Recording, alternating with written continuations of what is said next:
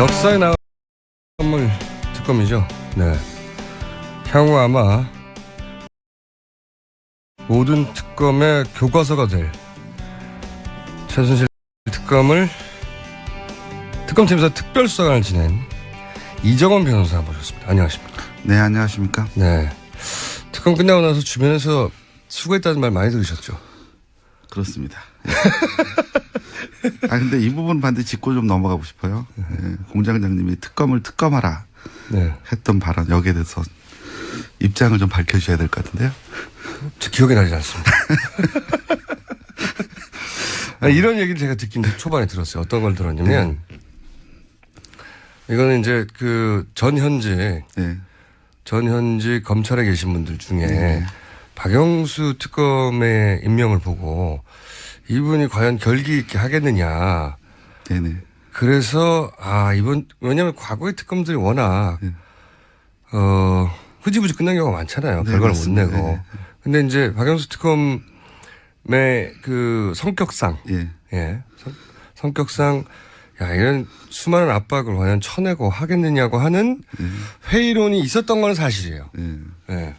결과는 정반대로 나왔지만 초반에 그런 회의론이 있었던 거는 그런 얘기는 전 많이 들어봤어요. 저는 처음에 이제 특검 거론이 될 때 사실 제일 대한민국에서 가장 잘할 수 있는 분이 박영수 변호사라고 저는 생각을 했습니다. 개인적인 친분이 있으십니까 혹시? 같은 법인에서 같이 같은 법인에서.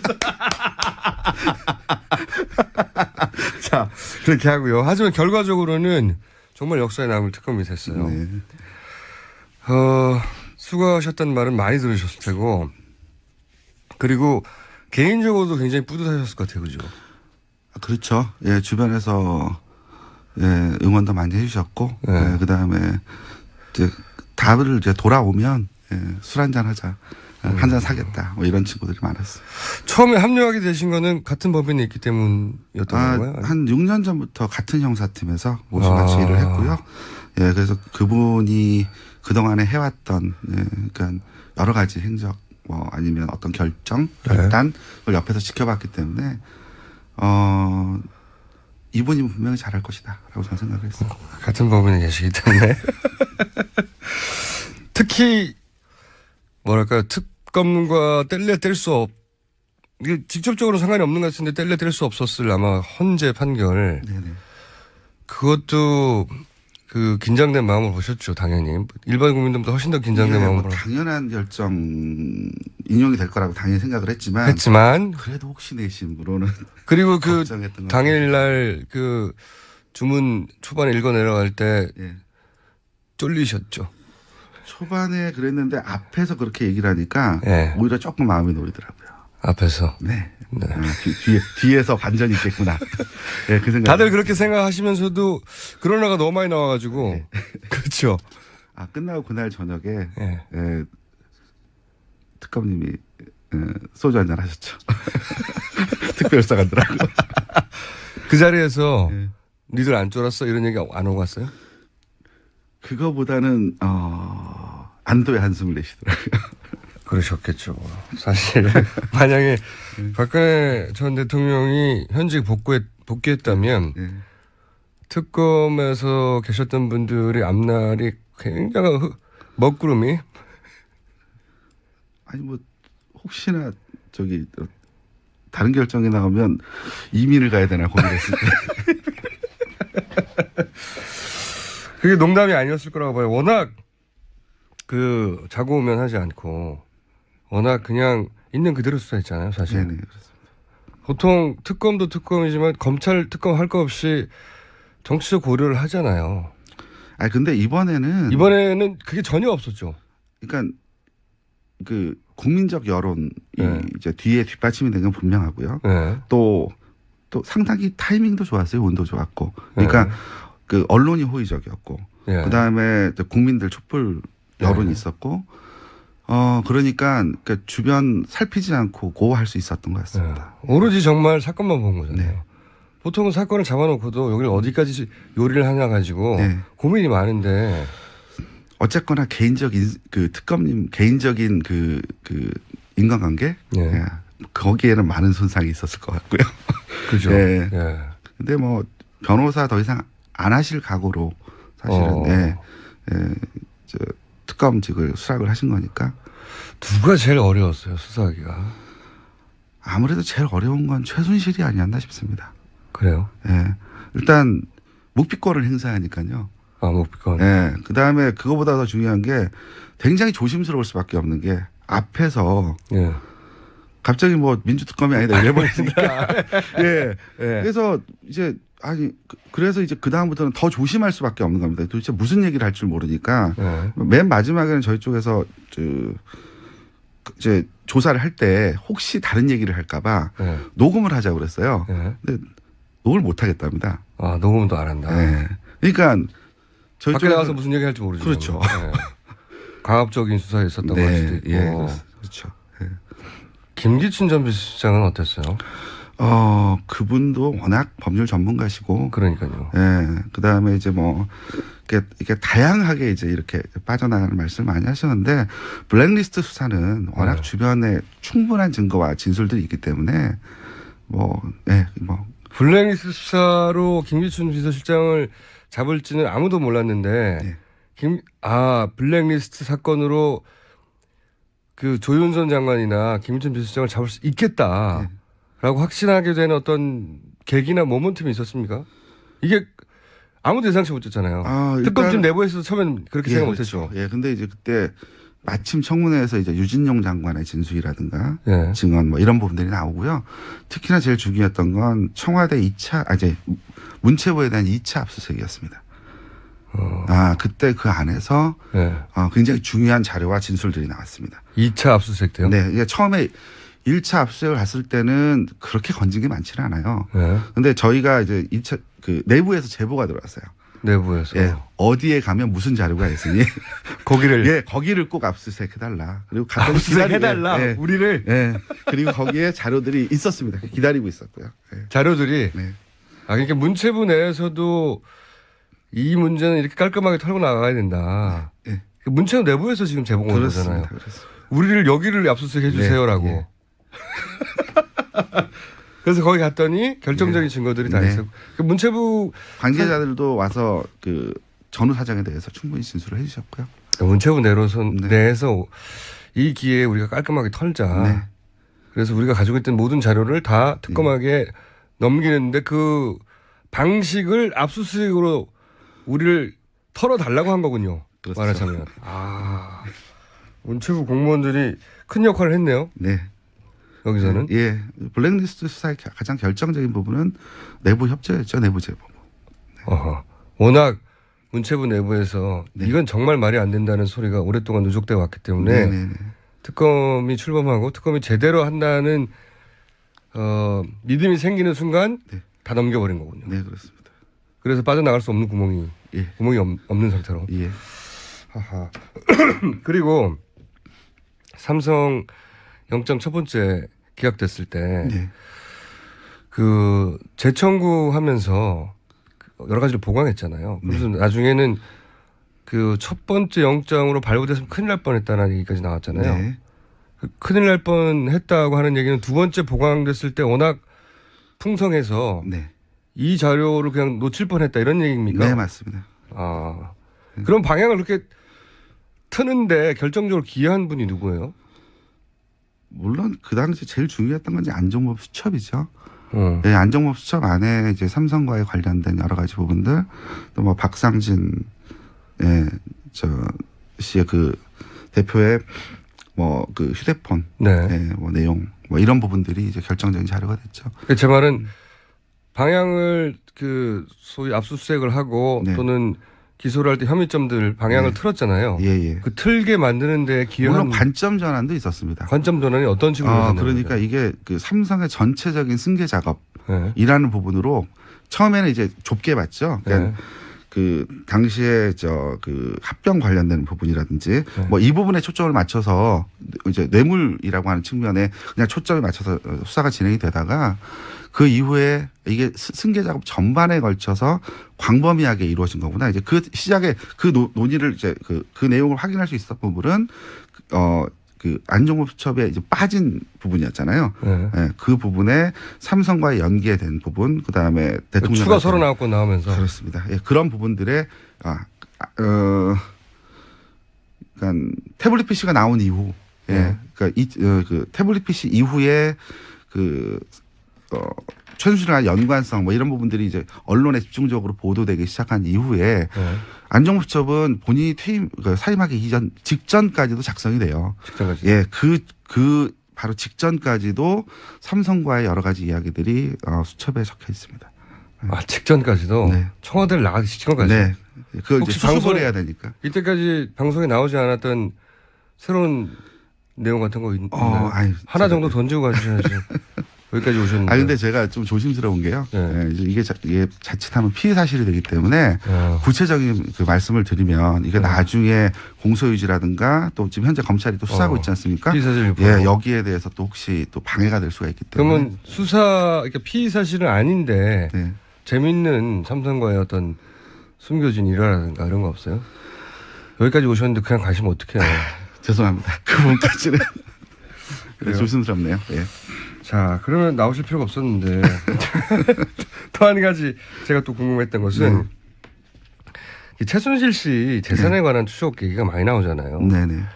근데 이제 워낙 시간도 부족하고 해서 최순실 씨 추적에 관해서는 거의 그냥 겉만 약간 이상하다 정도 파악하고 끝나버린 것 같더라고요. 네, 맞습니다. 인력도 없고 시간도 없고 해가지고. 인력하고 시간의 문제는 아니었어요. 그러니까 최순실 재산팀에 특별성한 8명이 붙었으니까. 예. 그러니까 그런데 문제는 뭐냐면 핵심적인 문제가 뭐였죠? 예.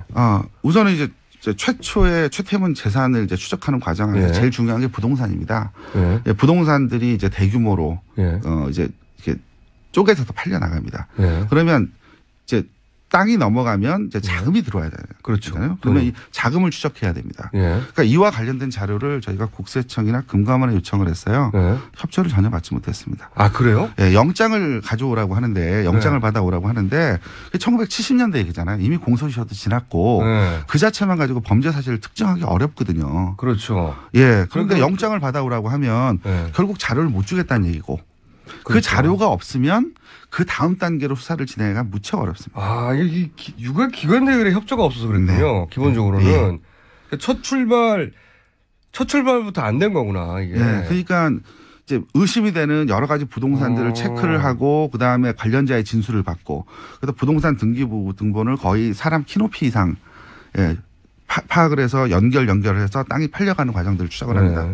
그런데 문제는 땅은 넘어갔는데 이후에 그렇죠. 자금이 어떻게 움직이는지를 확인할 수 있는 방법이 없는 거예요. 국세청에서 자료가 있어야 세금을 냈는지 안 그렇습니다. 냈는지. 예, 아니면 돈이 숨어버렸는지. 그렇습니다. 예. 그리고 또 그 계좌들을 통해서 돈 자금 흐름이 어떻게 움직여가는지 이런 부분들을 확인해야 되는데 특검을 요청해도 안 주는 거예요? 네. 이거는 한편으로는 원론으로는 맞죠. 공소시효가 지났으니까 원론으로는 맞지만. 특검이 하는 일을 모를 리는 없을 것이고 이거는 아직도 그 당시만 하더라도 그걸 막고자 하는 새가 살아있었다 이렇게 봐야 돼요. 수차례 보냈어요. 저희가 수차례 공문도 보내고 나중에는 자료 협조가 아니고 아예 그러면 그쪽에서 일부 수사를 해서 넘겨달라. 그러니까 왜냐하면 당신들이 이상한 거 파악해서 달라. 예. 그렇게 이런 부분들에 대해 확인해 달라라고 했음에도 불구하고 자료 일체를 저희가 받을 수가 없었습니다. 출발을 못한 거구나. 그러면 실제 이 조사를 막는 세력이 있다고들 판단하셨어요? 근데 음모를 너무 좋아하셔서 저희가 그렇게까지 말씀드리긴 좀 곤란하고요. 분명한 건 그 관련 기관으로부터 저희가 충분한 도움을 받지 못했다. 거기까지만 말씀하실 수 있다고요? 네. 세력이 살아있군요. 왜냐면은 목적도 분명하고 의미도 분명하고 그다음에 특검이라고 하는 특별히 이 건을 수사하고 있는 기관에서 협조 요청을 하는데 협조를 하는 게 보통은 뭐 개인정보 위반, 개인정보 관련 부분이기 때문에 공개할 수 없다, 넘겨줄 수 없다 그런 거죠. 야, 금감원도 마찬가지였고요. 예. 새가 살아 있었군요 아직도. 그러면 그런 저희가 이제 여러 가지 이야기를 듣는 것 중에 하나가 이 재산을 제대로 수사하려면은 뭐 100여 명이 2년에 걸쳐서 해야 된다고 하는 안원구 전 국세청장의 이야기도 있었고 네네. 또 특검 자체를 최동욱 전 검찰총장 같은 경우에는 훨씬 더 많이 보강해서 1년 내내 해야 된다. 이걸 제대로 하려면 그런 얘기도 있었는데. 예, 이거는 아마 별도의 팀을 꾸려야 될 겁니다. 그렇죠. 예, 직접 예. 참여하셨던 분으로서 야 이거 제대로 하려면 얼마나 걸리겠다 이런 생각은 안 해보셨어요? 예, 그러니까 그걸 하기 위해서는 입법적 보완도 필요한 것 같고요. 네, 이 부분, 물론. 그러니까 예를 들면 아까도 말씀드렸듯이 더 이상 네. 관련 기관에서 협조를 거부할 수 없도록 네. 이제 그런 거에 관련되는 계좌 추적할 수 있는 권한이라든지 네. 이런 부분들을 입법적으로 보완을 좀 해야 될 것 같고요. 그렇고. 네. 예, 그리고 충분한 수사팀들이 경험이 많은 수사팀들이 붙어야겠죠. 그래서 아마 많은 시간, 특히나 그 외국 재산 같은 경우에는요. 그 해외 재산 도피 같은 경우에는 그건 또 굉장히 전문적인 지식이 필요하기 때문에 네. 예, 뭐 그런 것까지 추적을 한다고 하면 네. 훨씬 더 인원도 보강돼야 되고 충분한 시간이 주어질 지금 것 특검팀이 예를 들어서 한 2배 정도 늘려서 한 1년 정도는 해야 된다. 이게 과장이 아닌 거죠. 네, 그렇습니다. 직접 해보시니까 그런 거요. 네. 가장 아쉬웠던 야 이거 해야 되는데 시간도 안 되고 좀 아쉽다는 부분이 어떤 거였어요?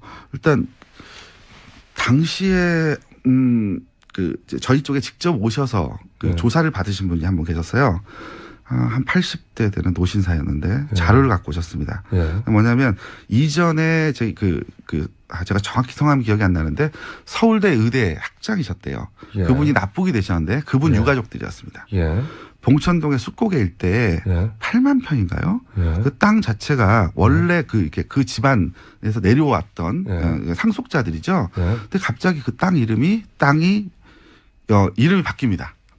주인이 이름이 바뀌고. 예, 주인이 바뀝니다. 본인들 땅이었는데. 예, 자기들 모르게. 그렇죠. 그러니까 당시에는 이랬던 것 같아요. 그러니까 당시에는 뭐 1970년대 이럴 때만 해도 큰 대기업이라고 할 만한 것들이 많지 않았기 때문에 그때 아마 재산을 축적하는 가장 중요한 수단은 땅을 그런 방식으로 뺏는 게 아니었나 싶습니다. 남의 땅을 그냥 명의를 변경. 네, 그러니까 예를 들면 뭐 납북된 인사라든가 이렇게 해서 뭔가 권리를 주장하기가 좀 어려운 상황에서. 그래서 그와 관련된 그에 대해서 조사가 그래서 이제 이에 대해서 소송을 제기했는데 당시에 그 땅이 누구 명의로 넘어갔냐면 보안사 직원 명의로 넘어갔고요. 보안사. 네, 그리고 땅이 쭉 팔려 나갑니다. 쪼개져서요. 네, 그리고 그거에 대해 소송을 제기했던 변호사가 보안사에 끌려가서 조사를 받았다는 진술서도 저희 확인을 했고요. 네, 그 다음에 결국은 강압에 의해서 소를 취한 것으로 보여집니다. 자기들 땅이었는데 자기 선대로부터 가지고 있던 땅이 몇만 평이었는데 어느 날 갑자기 땅 주인이 바뀌었고 그 땅 주인을 찾아가 봤더니 보안사가 가져갔고 그래서 보안사한테 소를 제기했더니 보안사 직원이죠. 개인 직원. 개인 직원이 했을수록 뭐 위에서 내려왔겠죠. 그리고 그 땅 실제로 그럼 그 돈이 팔린 돈이 어디로 갔는지 모르겠네요. 그런데 이제 그 피해자들 주장에 따르면 바로 그 즈음에 유경재단이 만들어집니다. 어머나! 그런 식으로 유경재단의 자산이 축적되었다. 아니 뭐 그렇다는 의혹이 있죠. 의혹이 있다는 거죠. 네. 그런 의혹을 제기한 분이 있다는 거죠. 내 땅에 도대체 어떻게 됐지? 그분은 이제 그게 보통 문제가 아니니까요. 네, 이거는 이제 과거사 진상위원회에서도 상당 부분 조사가 되었는데 더 이상 앞으로 진척이 안 됐고 당사자들이 다 부인했고 워낙 시간이 오래 지난 그 이야기이기 때문에 다 관련자들이 부인하고 이러다 보니까 더 이상 수사를 진척할 수 없었던 부분. 최순실 게이트의 특징은 보통 다른 특검하고는 다르게 다른 사건들은 뭐 1년 전에, 2년 전에 혹은 3년 전에 벌어진 그 현재 진행형에 가까운 사건들을 상대로 수사를 하잖아요. 이건 뭐 30년씩 거슬러 올라가는 게 보통이니까요. 이걸 하려면 별도 상설기구를 만들어야 될 것 같다는 생각도 들어요. 그러니까 결국 이게 특검이라는 제도는 사실 이렇게 복잡하고 여러 가지 사건들에 적합하지 않습니다. 그러니까 단건 사건에 적합한 제도고요. 그러니까 그러다 보니까 이제 그 제도적 특검법상 여러 가지 이렇게 충돌되는 부분이 굉장히 많았어요. 그러니까 이런 부분들은 나중에 뭐 공직자 비리 수사처라든가 하는 상설 기구가 만들어져서 거기서 지속적으로 수사가 되어야 할 것으로 보입니다. 예를 들어 그 재산환수위원회라든지 네네. 뭔가 하나 특별히 만들어줘야 되겠네요. 네, 그렇습니다. 그래서 지금 말씀하신 것 같은 경우에는 그분들 가족은 완전히 한을 품고 있겠네요, 당연히. 아니, 그분들은 말씀이 그거예요. 땅을 찾겠다는 게 이제는 그건 아니고 예. 도대체 그게 어떻게 된 일인지. 예, 그렇습니다. 진실만은 밝히고 눈을 감았으면 좋겠다. 80대 넘은 분이. 그래서 서류 본인이 수십 년 동안 보관해왔던 서류를 들고 오신 거네요. 네, 그러면. 그렇습니다. 그분뿐만이 아니겠죠. 그러면 당연히 그러겠죠. 딱 한 건만 있었겠습니까? 아 이거 알면 알수록 대단한 일들이 벌어졌네요. 교과서죠. 교과서.